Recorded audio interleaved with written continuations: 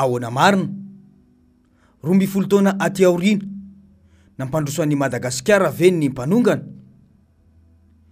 17 marsa 2020 17 marsa 2020 12 taona lasa tokoa izay no nitrangana ilay fanonganam-panjakana izay nandetika ny firenena any amin'ny antsany fahantrana lalina ary mbola tsy tafarina hatramin'izao.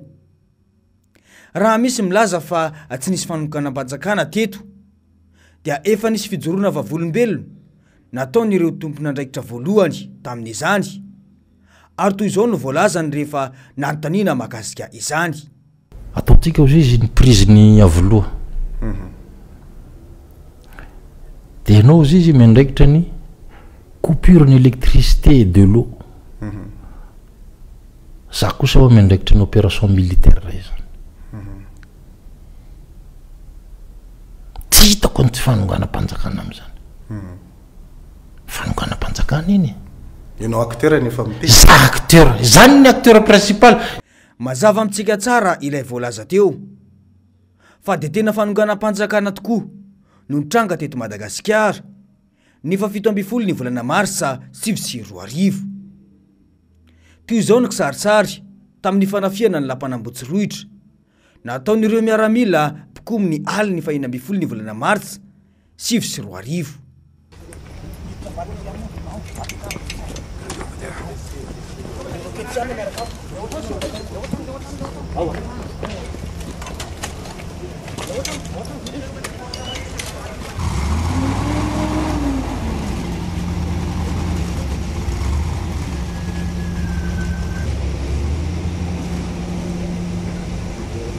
Apetrako tao am-piadiana ary miakara ty amin'ny porte principal nandraisana anareo fa tsy isa noho nanareo.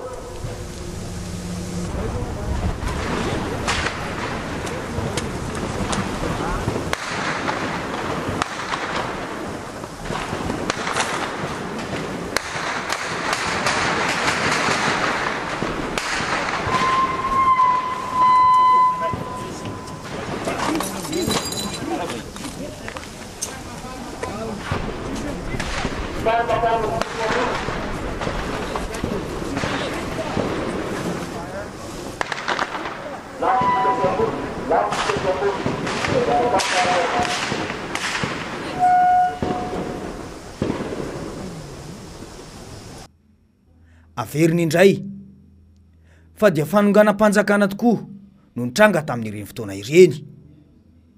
Talohan'izay moa dia nitarika olona nidina Andalambe ny ben'ny tanàn'Antananarivo tamin'izany dia Andry Rajoelina. Teny amin'ny kianjan'Ambohijatovo no namorian'ny olona voalohany. Notokanany io kianjan'ny demokrasia moa io kianja io arak'izao sary sy feo tahery izao. Kianjan'ny demokrasia ce samedi 17 janvier 2009 par M. Andry Rajoelina, premier magistrat et maire de la commune urbaine d'Antananarivo, le conseil municipal et les Tananariviens. Mbola samy mahita io plaque io daholo ny rehetra hatramin'izao. Aiza ho aiza nefa izany ankehitriny. Iza no tena mampiasa herim-pamoretana ary tsy mamela ny mpanohitra ampiasan'io izay nolazainy fa kianjan'ny demokrasia. Raha nikasa anao tatitra amin'ny vahoaka an'Antananarivo nisy olombavambahoaka timy ny sabotsy 20 ny volana febroary teo izay teo amin'io kianja io dia mpitandro ny filaminana mirongo fiadiana mahery vaika no nalefa teny ary no tapaina daholo ny lalana miditra eo Ambohijatovo sy Analakely. Nosakanana ihany koa ny taxi brousse izay manao ny asany izay mampitohy ny faritra sasany sy Antananarivo mba tsy hiditra eto an-drenivohitra. Izany ve ilay demokrasia izay no irairaina tamin'ny taona 2020 sa no fitahana fotsiny ihany ilay vahoaka fa ny didi-jadona no tianareo apetraka? Porofo mitohoka amin'ny tendany izao zava-misy izao fa dia natao tohatra fiakarana fitadiavan-tseza ihany ireo vahoaka tamin'izany fotoana izany. Olona tsy azo itokisana mihitsy no mitondra ny firenena amin'izao fotoana izao. Koa gaga ary ve isika raha toka vao maika miamahantra fa diranovana ny vahoaka malagasy hatramin'izao? aiza ilay vary sy menaka izay nampanantenana ny olona teny amin'ny kianjany telo amby folome fa hovidiana mora tsy voamaiky aza ve fa midangana zay tsy izy ny vidiny vary ka tena efa tsy takatry ny sarababem-bahoaka intsony. Ny fampatsahivana ny lasa toy izao tokoa dia mba andraisana anatra amin'ny fisafidianana ny olona zay hitondra ny firenena. Ny firenena dia efa niarina tsikelikely tamin'ny taona 2024 sy 2025 izay notondrany ny filoha Marc Ravalomanana. Amanaliny kilometatra ny lalana vita goudron na tara ary isan'izany ina tampony Orombe sy lalam-pirenena fahaenina izay mampitovy Antananarivo sy Antsirananiny. Vokatry ny fanongana panjakana dia potika daholo ny ankabeazan'ny lalana eto Madagasikara.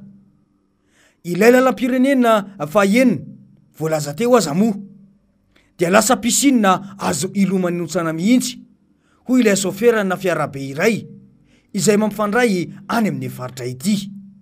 Zay kamoniera mandeha amin'ity lalan'ity isan-kerinandro mandeha dego ke ampahafantarinay aminareo na iza tompona ndraiky tsy ampanamboarana lalana. Route nationale ty aseho anareo borna kilometrika lasa pisine. Zay kamoniera tavela eto andro alina moka manaikitsy andro mafana zay ilomano amin'ny pisine lasa pisine route nationale. Hitanareo eto zava ilomano eto amin'ny pisine eto. Tsapainareo tsara ho tsapaiko ny alalan'ny rano ito route nationale tsisy bandy.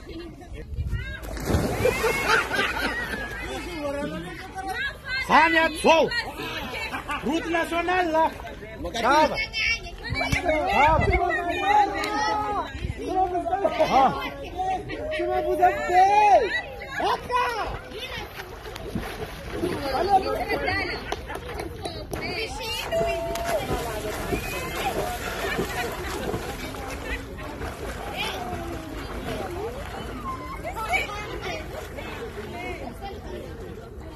Mahamenatra tokoa.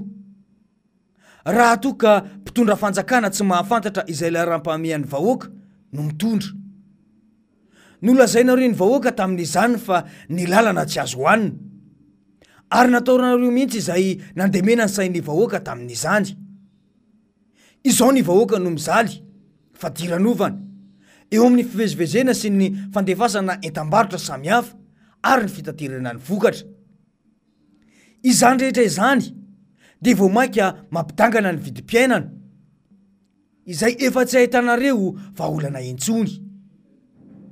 Tsy izay ihany fa na ireo tantsaha any ambanivohitra aza nandritra ny fitondran'ny filoha Marc Ravalomanana dia tena natao laharam-pahamehana mihitsy. Nisy tetikasa nanaovana ny barrage sy ny lakan-drano samihafa andranona ny tanimbary ny tantsaha. Nisy ny fizarana masom-boly sy zezika ho an'ireo tantsaha sahirana. Ary indrindrandrindra natao ny fifaninanana volovary manerana ny nosy ka nisy loka maro samihafa nomena ny tantsaha tamin'izany. Izany rehetra izany natao dia mba amporosihana ny tantsaha amokatra bebe kokoa. Raha notohizana ireny dia mety efa navita tena ara-sakafo ny malagasy. Aiza nefa isika izao manafatra vary no laharam-pahamehan'ny fanjakana ankehitriny. Amin'izay vary tsy dia tsara kalitao no afarana ary omena vahoaka malagasy satria tsy manan-tsafidy intsony ireo vahoaka ireo fa tena mahantra tanteraka. Ny tiana holazaina amin'izao fahatsiarovana ny 12 taona ny fanonganam-panjakana izao dia very 12 taona ny ezaka fampandrosoana ny firenena. Tompona andraikitra voalohany amin'izany ny mpitondra ankehitriny io. Ny fampanantenana pokaty dia efa fomba efa nahazatra azy ireo hatramin'izay ary tsy azo itokisana. Efa fantatra ny tsy fahombiazan'ireo mpitondra ireo satria dia efa teo izy nandritry ny teteza mita 5 taona fa nandatsaka ny firenena any amin'ny antsana lalina fahantrana sy didi-jadona no ezaka vitany. Efa hitantsika ihany koa fa hatramin'ireo mpamatsy vola aza efa hita soritra fa tsy mametraka fitokisana amin'ny fitondrana amin'izao fotoan'izao intsony. Ny arahana nahita ireny taratasy samihafa natao ny banky iraisam-pirenena ireny.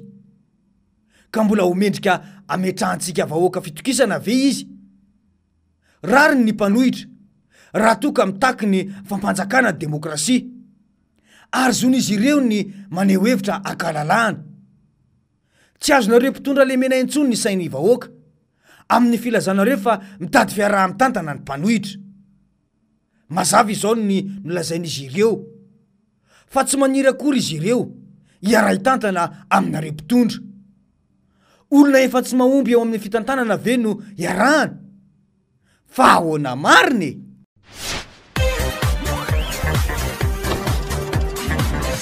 ahoana mariny